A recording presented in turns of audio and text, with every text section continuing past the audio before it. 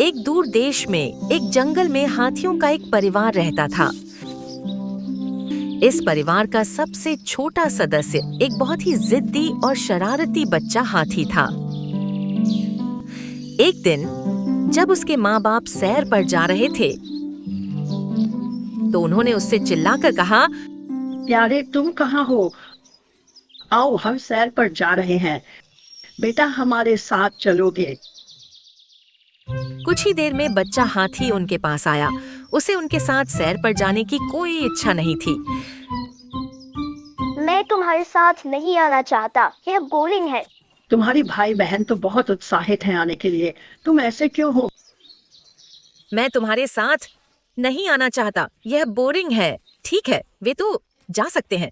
आप हमेशा वही करते रहते हैं और हाथी होना बहुत बोरिंग है।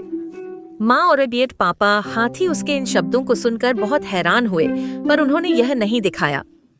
ठीक है, जैसा तुम चाहो, यहीं रुको, हम अंधेरा होने से पहले वापस आ जाएंगे। हमेशा की तरह उसका परिवार उसे अकेला छोड़कर चला गया। बच्चा हाथी कुछ समय अकेले खेला, लेकिन जल्द ही वह बोर हो गया। जितना ज्यादा वह बोर हुआ, उतना ही ज्यादा वह गुस्सा भी हुआ। मैं अब हाथी नहीं रहना चाहता। हाथी होना बुरा है। मुझे नहीं पता मैं अब भी क्या बनूं। तभी उसने एक कूदती फुदकती हिरण को देखा और उसने मन बना लिया, हाँ, मैं हिरण बनूंगा। बच्चा हाथी हिरण की नकल करने लगा और कूदने लगा, लेकिन उसके बड़े भारी पैर उलझ गए और वह सिर के बल गिर पड़ा। जाहिर है उसे थोड़ा चोट भी लगी। हिरण बनना मजेदार नहीं है। बच्चा हाथी जंगल में और आगे बढ़ा। वह उन पेड़ों के बीच आया जहां बंदर खेल रहे थे।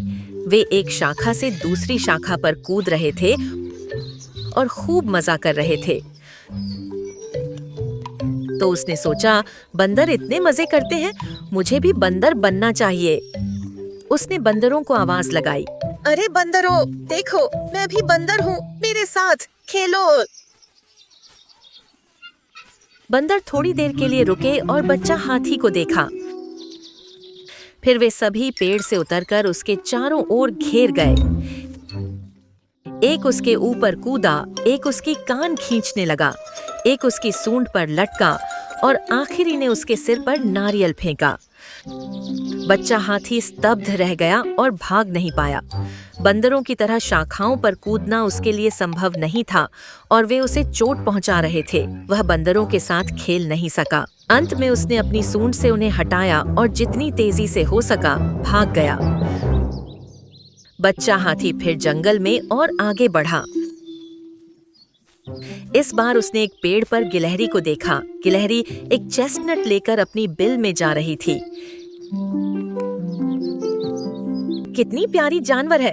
वह इतनी छोटी है कि हर जगह आराम से जा सकती है। हाँ, मुझे गिलहरी बनना चाहिए। बच्चा हाथी पेड़ पर चढ़ने की कोशिश करने लगा, लेकिन असफल रहा। फिर उसने अपनी सूंड बिल में डाल दी। गिलहरी डर गई और तेजी से बाहर कूद गई। फिर बच्चा हाथी ने अपना सिर बिल में डालना चाहा, लेकिन उसका सिर फंस गया। उसे बाहर निकालना बहुत मुश्किल था। मैं गिलहरी बनने के लिए लायक नहीं हूँ। पेड़ मेरे लिए बहुत छोटे हैं। अब बच्चा हाथी घर से बहुत दूर था। थोड़ी दूर जाकर उसने एक सुंदर तोते को देखा। तोता एक पेड़ से दूसरे पेड़ पर उड़ रहा था। बच्चा हाथी उसे देख खुश हुआ और उसके करीब गया। मैं भी तोता बनना चाहता हूँ। क्या तुम मुझे उड़ना सिखाओगे? बिल्कुल, मैं सिखाऊंगा। वे साथ में एक ऊंची चट्टान पर गए जो झील के किनारे थी। अब मुझे देखो, मैं कैसे उड़ता हूँ। तोते ने अपने पंख खोले और छलांग लगाई। वह आसमान में तैर रहा था। बच्चा हाथी ने उसकी नकल की और चट्टान से नीचे गिर पड़ा। जब तोता अपने पंखों से उड़ रहा था, बच्चा हाथी हवा में गिर गया और झील में गिरा। खुशी की बात है कि वह बाहर निकलने में सफल रहा और किनारे तक पहुंच गया। वह कीचड़ से लथपथ था और पूरा शरीर दर्द में था। तोता उसके पास उड़कर आया। तुम्हें हाथी ही रहना चाहिए मेरे दोस्त। उसी समय चट्टान पर बैठा एक नन्हा पक्षी अपने घोंसले से गिर गया और झील में चला गया। उसकी माँ घबराकर उसके पास उड़ती हुई आई और पानी के ऊपर चिल्लाई, मदद, कोई मदद करो, मेरी बच्ची को बचाओ।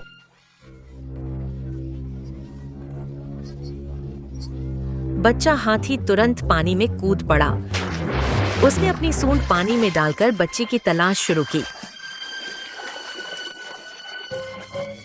कुछ सेकंड बाद उसने अपनी सूंड बाहर निकाली और बच्ची सूंड की नोक पर थी।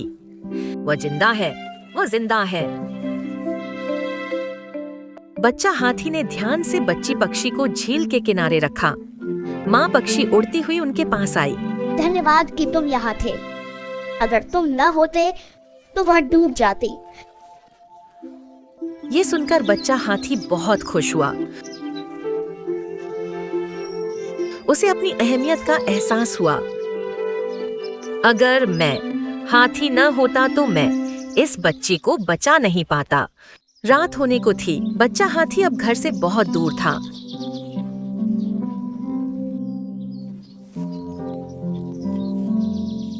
वह घर लौटने को लेकर बहुत बेचैन था। रास्ते में उसने तोता उड़ते देखा, गिलहरी बिल से सिर बाहर निकालती, बंदर शाखाओं पर झूलते और तेज दौड़ती हिरण भी उसके पास से गुजर रही थी। पर उसका ध्यान सिर्फ अपने परिवार और उन सब पर था जिन्हें उसने अपनी बेवजह की जिद से दुखी कर दिया था। अब उसका बस एक ही काम था, माफी मांगना।